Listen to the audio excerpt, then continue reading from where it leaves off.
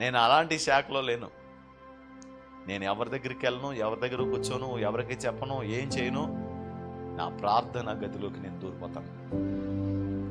ఆ గదిలో కూర్చుని నేను ఎంతసేపు ఏడవగలనో,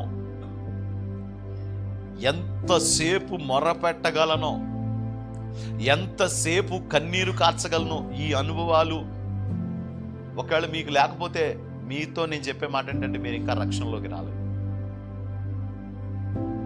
మీకు ఆ బాధ కలిగినప్పుడు మీరు గనక ఎవరింటికో వెళ్ళిపోయి మీ సమస్యలు చెప్పుకోవడం, ఎవరికో ఫోన్ చేసి మీ బాధలన్నీ వ్యక్తం చేసుకోవడం ఒకవేళ మీకు అలవాటు ఉండుంటే కనుక మీరు పెద్ద ప్రమాదంలో ఉన్నట్టే లెక్క. మీరు ఇంకా సరైన సేఫ్టీ కలిగిన ప్లేస్కి ఇంకా రాలేనట్టే లెక్క.